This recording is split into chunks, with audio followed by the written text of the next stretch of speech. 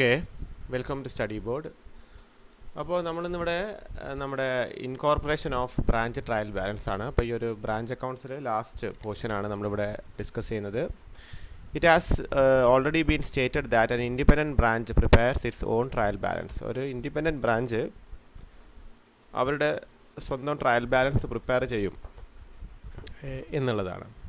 Sometimes it may also prepare trading and profit and loss account and balance sheet. അതുപോലെ trial balance ഉണ്ടാക്കുന്ന പോലെ ട്രേഡിങ്ങും P&L balance ഷീറ്റും ഒക്കെ തയ്യാറാക്കും. The branch submits a copy of trial balance to the head office. When the head office receives the branch trial balance, it proceeds to incorporate or copy down it in its own trial balance in order to show the financial position. The head office and its various branches are under one organization. Therefore, the head office should prepare a columnar trading and profit and loss account and a combined balance sheet of head office and its branches. This process of is known as, അതായത് ഇവിടെ മുതൽ the head office should prepare a columnar trading and profit loss and combined balance sheet of head office and its branches. ഇത് മുതലാണ് ഇതിൻ്റെ answer ചെയ്യുന്നത് കേട്ടോ, incorporation of branch trial ബാലൻസിൽ. അത് കഴിഞ്ഞിട്ട് എന്തൊക്കെയാണ് ഇതിൽ incorporation of branch profit, incorporation of branch asset and liability, രണ്ട് രീതിയിലാണ് ഇൻകോർപ്പറേറ്റ് ചെയ്യേണ്ടത്. അപ്പോൾ ഇൻകോർപ്പറേഷൻ ഓഫ് ബ്രാഞ്ച് പ്രോഫിറ്റ് ആണ്. അതിൽ ഡീറ്റെയിൽഡ് ഇൻകോർപ്പറേഷൻ മെത്തേഡുണ്ട്, അബ്രിഡ്ജ്ഡ് ഇൻകോർപ്പറേഷൻ മെത്തേഡുണ്ട്. അപ്പോൾ detailed incorporation method, under this method trading and profit and loss of the branch is prepared by the head office according to the double entry principle in order to incorporate all revenue transactions of the branch. The required journal entries are incorporating the items usually appearing on the debit side of the trading account, opening stock, purchase less return, goods from head office, wages, carriage inward etcetera. അപ്പോൾ അതിൽ നമ്മളെ trading അക്കൗണ്ടിൻ്റെ debit സൈഡിൽ വരുന്ന items എങ്ങനെയാണ് incorporate ചെയ്യാന്ന് വെച്ച് കഴിഞ്ഞാൽ, ബ്രാഞ്ച് ട്രേഡിങ്ങിനെ ഡെബിറ്റിൽ എഴുതുക, ബ്രാഞ്ചിനെ ക്രെഡിറ്റിൽ എഴുതുക. അപ്പോൾ ഈ പറയുന്ന ബ്രാഞ്ച് ട്രേഡിങ്ങിൻ്റെ ഡെബിറ്റ് സൈഡിൽ വരുന്ന ഐറ്റംസ് അതൊക്കെ. Then incorporating the items usually appearing on the credit side of the trading account. അതിൽ ബ്രാഞ്ചിനെ ഡെബിറ്റ് ചെയ്യുക, ബ്രാഞ്ച് ട്രേഡിങ്ങിനെ എന്ത് ചെയ്യുക, ക്രെഡിറ്റ് ചെയ്യുക. അതിൽ sales less returns, closing stock ഒക്കെ വരിക. ഗ്രോസ് പ്രോഫിറ്റ് ആവുന്ന നേരത്ത് branch trading account to branch P&L ആണ് വരിക. ഓക്കെ, ഇനി P&L ഡെബിറ്റ് സൈഡിൽ വരുന്നത് P&L ഡെബിറ്റ് ചെയ്യുക, ബ്രാഞ്ചിനെ ക്രെഡിറ്റ് ചെയ്യുക. P&L ക്രെഡിറ്റ് സൈഡിൽ വരുന്നത് P&L ക്രെഡിറ്റ് ചെയ്യുക, ബ്രാഞ്ചിനെ ഡെബിറ്റ് ചെയ്യുക. നെറ്റ് പ്രോഫിറ്റ് ആകുമ്പോൾ branch profit loss to general profit loss അക്കൗണ്ടാണ്. If there is no loss entry, അത് ലോസ് എൻട്രി വരും. If there is loss entry it will be reversed. ഇത് പ്രോഫിറ്റ് ആണെങ്കിൽ, if there is net profit, branch profit ലോസിനെ debit ചെയ്യുക, to general profit ലോസിനെ credit ചെയ്യുക. ഇനിയിപ്പോൾ നെറ്റ് ലോസ് ആണെങ്കിൽ എന്താണ്, ഇത് നേരെ ഡെബിറ്റിലേക്ക്, ഇത് ക്രെഡിറ്റിലേക്ക് ചെയ്യുക എന്നുള്ളതാണ്. അപ്പോൾ ഇതാണ് ഡീറ്റെയിൽഡ് ഇൻകോർപ്പറേഷൻ മെത്തേഡ്. ഇനി അബ്രിഡ്ജ്ഡ് ഇൻകോർപ്പറേഷൻ മെത്തേഡ് വരുന്ന നേരത്ത് ബ്രാഞ്ച് ജനറൽ P&L അക്കൗണ്ട് മാത്രം എഴുതുക, അസറ്റും ലയബിലിറ്റി മാത്രം എഴുതുക. ബ്രാഞ്ച് അസറ്റ് ടു ബ്രാഞ്ചും ബ്രാഞ്ച് അക്കൗണ്ട് ടു ബ്രാഞ്ച് ലയബിലിറ്റിയും. ഈ പറയുന്ന അക്കൗണ്ടുകളൊന്നും എഴുതണ്ട. അതായത് ഈ ബ്രാഞ്ച് പ്രോഫിറ്റ് ലോസോ അല്ലെങ്കിൽ എന്താണ് ഈ പറയുന്ന ഇതുണ്ടല്ലോ P&L ഡെബിറ്റും ക്രെഡിറ്റും, അതുപോലെ നമ്മുടെ ട്രേഡിങ്ങിൻ്റെ ഡെബിറ്റും ക്രെഡിറ്റും എന്താണ് എഴുതേണ്ട ആവശ്യം വരുന്നില്ല എന്നുള്ളതാണ്. അബ്രിഡ്ജ്ഡ് മെത്തേഡിൽ ഇങ്ങനെയാണ് വരുന്നത്.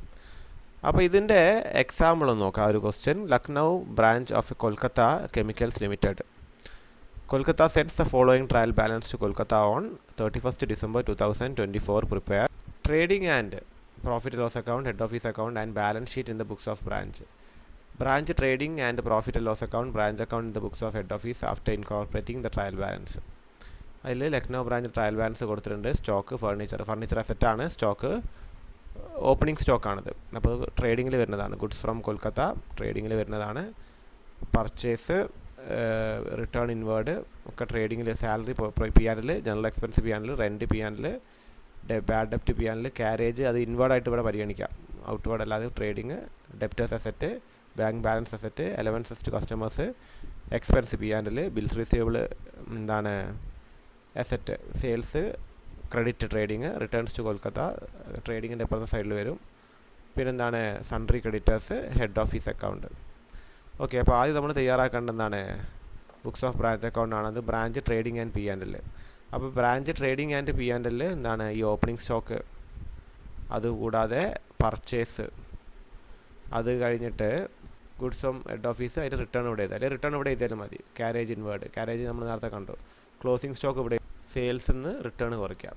ഓക്കെ, അപ്പോൾ ഇതിൽ stock, purchase, goods from Kolkata, അതിൻ്റെ റിട്ടേൺ ഉണ്ടല്ലോ ഇവിടെ പറയുന്നുണ്ടല്ലോ, അത് കുറയ്ക്കുക. പർച്ചേസ് ചെയ്തുക, ഈ റിട്ടേൺ ഇൻവേർഡ് സെയിൽസ് റിട്ടേൺ ആണ്. അപ്പോൾ സെയിൽസ് അത് കുറയ്ക്കുക. ഓക്കെ, പിന്നെ ക്ലോസിംഗ് സ്റ്റോക്കും ക്വസ്റ്റ്യനിൽ ഇവിടെ കൊടുത്തിട്ടുണ്ട് 9000, അതും എടുത്ത് എഴുതാം. എടുത്ത് എഴുതാം. അപ്പോൾ നമുക്ക് ഇവിടെയാണ് കൂടുതൽ വരിക, നമ്മുടെ ക്രെഡിറ്റ് സൈഡ്. അത് ടോട്ടൽ ചെയ്യുക, 95,000 വരും. അതെടുത്ത് ഇങ്ങോട്ട് എഴുതുക. ഇവിടെ വരുന്ന ഐറ്റംസ് ഇത് അതല്ല, ഇതിന് മുകളിൽ പർച്ചേസ് ഓപ്പണിംഗ് സ്റ്റോക്ക് ഒക്കെ ഉണ്ട്, അതൊക്കെ കുറച്ചിട്ട് 25,250 കിട്ടി ഗ്രോസ് പ്രോഫിറ്റ്. ആ പ്രോഫിറ്റ് ഇങ്ങോട്ടേക്ക് എടുത്ത് എഴുതി. പിന്നെ എല്ലാ ഇൻഡയറക്റ്റ് എക്സ്പെൻസുകളും, sales, general expense, rent, bad ഡെപ്റ്റ്, അലവൻസ്, എന്നിട്ട് നെറ്റ് പ്രോഫിറ്റ് കിട്ടി. പിന്നെ എന്താണ് head office account, balance brought down, P&L account ഇതെടുത്ത് എഴുതുക. ബാലൻസ് ഷീറ്റ് നമ്മളെന്താണ് അതിൽ furniture, bank, debtors, closing stock അവിടെ എഴുതുന്നുണ്ട്, ബിൽസ് റിസീവബിൾ. പിന്നെ ഹെഡ് ഓഫീസ് അക്കൗണ്ട് എന്താണ്, അത് ഇവിടെ നിന്നാണ് എടുത്ത് എഴുതുന്നത്. പിന്നെ ക്രെഡിറ്റേഴ്സ്, അതും ക്വസ്റ്റ്യനിൽ കൊടുത്തിട്ടുണ്ട്. ഓക്കെ, അപ്പോൾ ഇതാണ് ഡീറ്റെയിൽ ഇൻകോർപ്പറേഷൻ്റെ ആദ്യ സ്റ്റെപ്പ്. ഇത് കഴിഞ്ഞിട്ട് ഇനിയാണ് ഡീറ്റെയിൽ ഇൻകോർപ്പറേഷൻ തുടങ്ങുന്നത്. അപ്പോൾ ബ്രാഞ്ച് ട്രേഡിങ്ങിൽ വന്ന് നിങ്ങളിപ്പോൾ ബ്രാഞ്ച് ട്രേഡിങ് നോക്കിയാൽ അതിൻ്റെ ഡെബിറ്റിൽ വരുന്ന എല്ലാ ഐറ്റംസും കൂട്ടുക. അതായത് ഈ ഐറ്റംസ്, പിന്നീട് ഈ 2 ഐറ്റംസും. ഓക്കെ, ഇത് രണ്ടും, അതായത് ഓപ്പണിംഗ് സ്റ്റോക്കും പർച്ചേസും, ഈ 49,600, 150 ഇത് കൂട്ടരുതേ, ഇത് രണ്ടും കൂട്ടുക. അതിൻ്റെ ജേണൽ എൻട്രിയാണ് ഇവിടെ എഴുതിയിരിക്കുന്നത്. ബ്രാഞ്ച് ട്രേഡിംഗ് അക്കൗണ്ട് ഇട്ടിട്ട് ബ്രാഞ്ച് അക്കൗണ്ട്, അതായത് opening stock, purchase, goods, received less return, carriage inward. അപ്പോൾ അത് എന്താണ് branch trading account at Lucknow branch account. അപ്പോൾ അതാണ് ആദ്യം എഴുതേണ്ടത്. ഇത് ഡീറ്റെയിൽഡ് ഇൻകോർപ്പറേഷൻ മെത്തേഡാണ്. അത് കഴിഞ്ഞിട്ട് എന്താണ് ബ്രാഞ്ച് ട്രേഡിങ്ങിന് ക്രെഡിറ്റിൽ വരുന്ന items, sales less return, closing stock. Okay, അപ്പോൾ അത് രണ്ടും കൂട്ടിയിട്ട് ഇവിടെ 95 കിട്ടി, അത് എഴുതുക. പിന്നെ P&L വന്ന ഐറ്റംസ്, അതെന്താണ് പിന്നെ ഗ്രോസ് പ്രോഫിറ്റ്, അത് തനിച്ച് വേറെ തന്നെ എഴുതുക. Branch trading to branch profit loss account. Profit ലോസിൻ്റെ എന്താണ് ഡെബിറ്റ് സൈഡിൽ വരുന്ന ഐറ്റംസ് ഇവിടെ എടുത്ത് എഴുതുക, ടു ലക്നൗ ബ്രാഞ്ച്. പിന്നെ എന്താണ് ക്രെഡിറ്റ് സൈഡിൽ general profit loss account, branch profit loss account, net profit മാറ്റുക.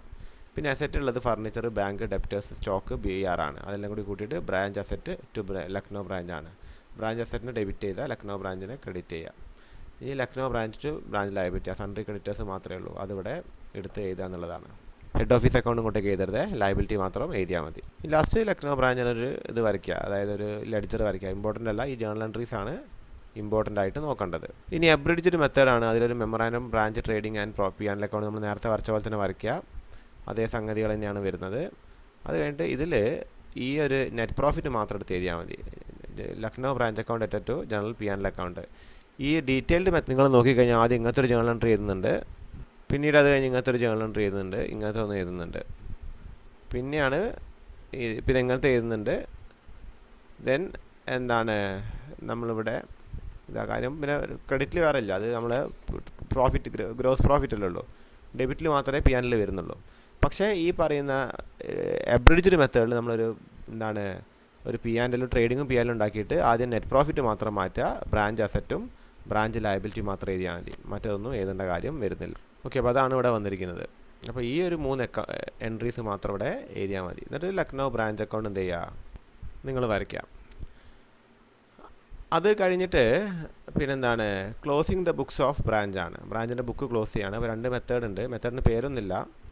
അപ്പോൾ ആദ്യം മെത്തേഡ് പറഞ്ഞത് റവന്യൂ ഐറ്റംസ് ഒക്കെ നമ്മുടെ ട്രേഡിങ്ങിൽ വരുന്ന ഡെബിറ്റ് സൈഡിലുള്ള ഐറ്റംസ്, ട്രേഡിങ്ങിനും P&L ഡെബിറ്റ് സൈഡിൽ വരുന്ന ഐറ്റംസ് കംപ്ലീറ്റ് എടുത്തിട്ട് എന്താണ് ഹെഡ് ഓഫീസിന് ഡെബിറ്റിലേക്ക് എഴുതുക. ട്രേഡിങ്ങിലും P&L ക്രെഡിറ്റ് സൈഡിൽ വരുന്ന എല്ലാ ഐറ്റംസ് എടുത്ത് ഹെഡ് ഓഫീസിന് എന്ത് ചെയ്യുക, ക്രെഡിറ്റിലേക്ക് കൊടുത്ത് എഴുതുക. പിന്നീട് അസറ്റൊക്കെ ഹെഡ് ഓഫീസിന് ഡെബിറ്റിലേക്ക് എഴുതുക, ലയബിലിറ്റിയൊക്കെ ഹെഡ് ഓഫീസിന് ക്രെഡിറ്റിലേക്ക് എഴുതുക. അപ്പോൾ അതുമായിട്ട് ബന്ധപ്പെട്ടൊരു ക്വസ്റ്റ്യനാണ്. Example 11 Chennai head office as an independent branch at Ahmedabad from the following particulars. Give journal entries to close the books of Ahmedabad branch. Show also the Chennai head office account in the branch books. അപ്പോൾ ഇതിൽ നമുക്കറിയാം creditors, sales, head office account വേറെ തന്നെ വരുന്നുണ്ട്. പിന്നെന്താണ് അത് അതിൻ്റെ balance ആണ്. ഡിസ്കൗണ്ട്, പർച്ചേസ്, ക്രെഡിറ്റ് സൈഡിൽ വരുന്ന പർച്ചേസ് റിട്ടേൺ. അപ്പോൾ പർച്ചേസിന് കുറയ്ക്കേണ്ട സാധനം അത്. ഡിസ്കൗണ്ട് റിസീവ്ഡ് ആണിത്. പിന്നെന്താണ് stock, purchase, wages, manufacturing expense, rent, general expense, goods received from ഇത് അസറ്റാണ്. അപ്പോൾ ഇത് കഴിഞ്ഞിട്ട് പിന്നെ ചോദ്യത്തിൽ closing stock, branch fixed asset, machinery, furniture, depreciation കൊടുത്തിട്ടുണ്ട് ഓരോന്നിനും. ഡിപ്രിസിയേഷൻ മെഷീനറിക്ക് 10% അപ്പോൾ 2500 വരും. ഫർണിച്ചറിന് 15 150 വരും. റെൻറ്റ് ഡ്യൂ, റെമിറ്റൻസ് 4000, അത് ക്യാഷ് ഇൻ ട്രാൻസിറ്റ് ആണ്. അപ്പോൾ depreciation to head office, cash in transit head office, rent to outstanding rent. പിന്നെ ഇതാണ് ക്ലോസിങ്ങിൻ്റെ അക്കൗണ്ട്. അതായത് ഹെഡ് ഓഫീസ് ചെയ്താൽ ട്രേഡിങ്ങിനും P&L എന്താണ് ഇത് ഔട്ട്സ്റ്റാൻഡിങ് റെൻറ്റ് ഉണ്ടല്ലോ ഇവിടെ പറഞ്ഞത്, റെൻറ്റ് ഡ്യൂ, അതും റെൻറ്റിൻ്റെ കൂടെ ആഡ് ചെയ്യണം. ട്രേഡിങ്ങിനും പി ആൻഡിൽ വരുന്ന എല്ലാ ഡെബിറ്റ് സൈഡിലെ ഐറ്റംസും ഹെഡ് ഓഫീസിനെ ഡെബിറ്റിലേക്ക് എഴുതാം. ഓക്കെ, അത് കഴിഞ്ഞിട്ട് ട്രേഡിങ്ങിലും പി ആൻഡിലും ക്രെഡിറ്റിൽ വരുന്ന എല്ലാ ഐറ്റംസും എടുത്തിരുന്നതാണ് ഹെഡ് ഓഫീസിൻ്റെ ക്രെഡിറ്റിലേക്ക് എഴുതുക. ഇത് ട്രേഡിങ്ങിൽ വരുന്നതാണ്, പി ആൻഡിലും കൂടി ചേർത്തിട്ട്. ട്രേഡിങ് മാത്രമേ ഇവിടെ ഉള്ളൂ, ഡിസ്കൗണ്ട് പി ആൻഡിൽ വരുന്നതാണ്. അപ്പോൾ ഇതെല്ലാം കൂടി എന്താണ് ഹെഡ് ഓഫീസിൻ്റെ ക്രെഡിറ്റിലേക്ക് എഴുതുക. ഇനി closing stock, debtors, cash at bank, cash in transit, ഇതൊക്കെ അസറ്റാണ്. അതൊക്കെ എന്താണ് ഹെഡ് ഓഫീസിലേക്ക് ഡെബിറ്റ് ചെയ്യുക. ക്രെഡിറ്റേഴ്സ്, ഔട്ട്സ്റ്റാൻഡിങ് രണ്ട് ഹെഡ് ഓഫീസിലേക്ക് എന്താണ് ക്രെഡിറ്റ് ചെയ്യുക. ഇത് ഹെഡ് ഓഫീസിലേക്ക് ഡെബിറ്റ് ചെയ്യാം. അതായത് നമ്മുടെ അസറ്റുകളൊക്കെ ഡെബിറ്റ് ചെയ്യുക. ലയബിലിറ്റീസ്, അതായത് ക്രെഡിറ്റേഴ്സും ഔട്ട്സ്റ്റാൻഡിങ് റെൻറ്റും എന്താണ് നമ്മളത് ഹെഡ് ഓഫീസിലേക്ക് ക്രെഡിറ്റ് ചെയ്യുക. പിന്നെ ഹെഡ് ഓഫീസ് അക്കൗണ്ട് ജസ്റ്റ് ഈ ഒരു ജേർണൽ എൻട്രി നോക്കി എഴുതി കഴിഞ്ഞാൽ വരയ്ക്കാവുന്നതേ ഉള്ളൂ. പിന്നെ സെക്കൻഡ് മെത്തേഡാണ്.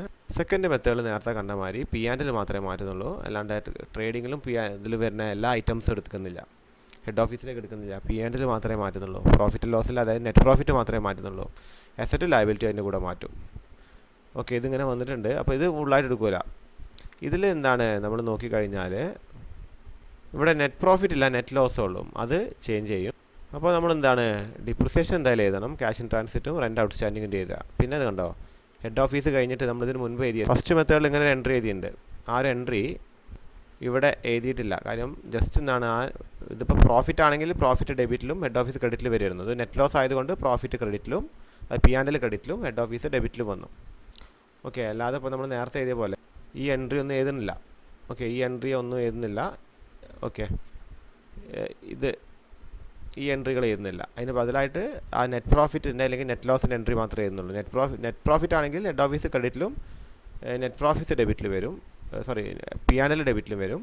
നെറ്റ് ലോസ് ആകുമ്പോൾ ഹെഡ് ഓഫീസ് ഡെബിറ്റിലും പി ആൻഡിൽ എന്താണ് ക്രെഡിറ്റിലും വരുന്നുള്ളതാണ്. ഓക്കെ, അതുകൊണ്ടാണ് ഇത് ഇവിടെ അങ്ങനെ എഴുതിയത്. പിന്നെ മറ്റേ asset, sundry asset total asset എഴുതുന്നു, സൺട്രി ലയബിലിറ്റി പറഞ്ഞിട്ട് എഴുതുന്നു.